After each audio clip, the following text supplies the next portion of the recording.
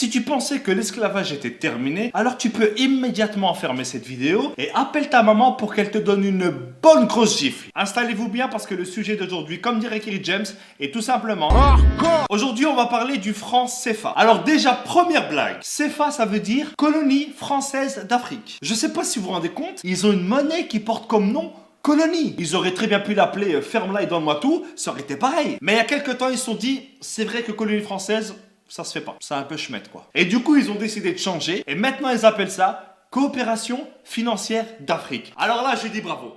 Là, je dis bravo. Là, c'est excellent, c'est excellent. Je pense que ce changement, ça a été le plus gros jeu de t'emmerde de l'histoire. Non, mais parce que changer uniquement le nom d'un truc pareil, ça sert à rien. C'est comme si moi, demain, je m'appelle Jean-Marc. Mais même si je m'appelle Jean-Marc, mon visage, lui, il te donnera toujours envie d'appeler la police. Donc cette monnaie, elle est utilisée dans 14 pays, pour plus de 100 millions d'habitants. Et devinez où est-ce qu'on imprime les billets? En France. Donc la France, à elle toute seule, dans 2 villages paumés que personne ne connaît, fabrique une monnaie dont dépendent 100 millions de personnes. Donc si demain, Jean-Jacques le Révolté avec ses copains, ils font grève, parce qu'en France, la grève, c'est limite une religion, eh ben t'auras 100 millions de personnes qui seront peut-être dans la merde. Mais attends, c'est pas tout. Les pays qui utilisent le franc CFA, ce sont les seuls pays au monde qui payent un impôt à un autre pays. Chaque année, ils sont obligés de donner 50% au trésor public français. Déjà que la France, elle exploite à fond et depuis des années les ressources de ces pays, et en plus, ils doivent donner la moitié de ce qu'ils gagnent à des mecs qui n'ont même pas levé le petit doigt. C'est comme si tu venais chez moi, que tu me volais tous mes meubles et que en plus tous les mois je dois te donner la moitié de mon salaire. Sans parler du fait que hier soir tu avais déjà cambriolé mes grands-parents. Il y a 3 banques centrales africaines qui gèrent l'économie et la vie de millions de personnes. Et devinez qui est-ce qui a un droit de veto dans chacune de ces banques? Ça la France. Donc si un jour un pays comme le Mali décide d'emprunter de l'argent à une de ces banques pour faire un pont pour son peuple, et ben à ce moment-là il y a un mec qui vient du fin fond de Roubaix,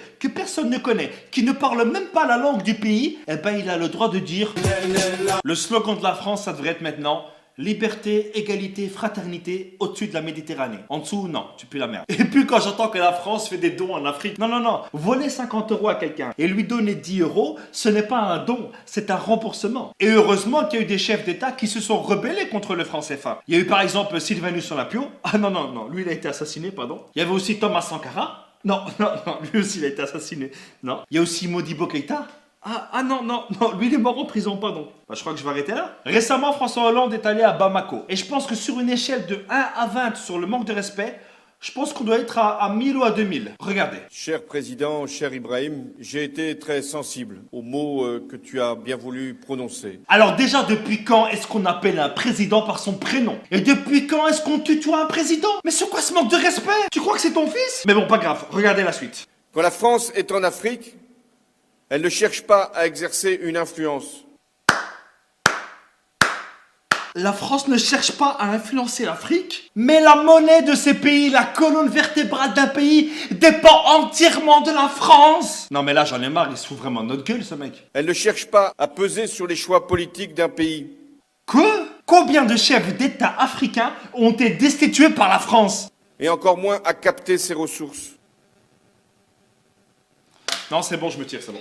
J'ai l'impression que plus c'est gros, plus ça passe. La France, elle est là aujourd'hui uniquement grâce aux ressources de l'Afrique. La France, elle a comme ressource naturelle que le vent et la pluie. Et si la France ne s'intéresse pas à tout ça, qu'est-ce que vous faites à chaque fois en Afrique? Vous savez, à chaque fois qu'un président français va en France, c'est uniquement pour vérifier les stocks et voir si les employés ils travaillent bien. Aucun pays ne peut prendre son indépendance s'il ne gère pas lui-même sa monnaie. C'est pas possible. Je ne peux pas nourrir ma famille et m'occuper de mes enfants si tu voles à chaque fois dans mon frigo et que tu gères mon argent. Le franc CFA, c'est un système qui est mis en place uniquement pour aider le peuple français. On oublie seulement une chose, c'est qu'une grande partie de l'argent qui est dans notre porte-monnaie vient précisément de l'exploitation, depuis des siècles, de l'Afrique. Pas uniquement, mais beaucoup viennent de l'exploitation de l'Afrique.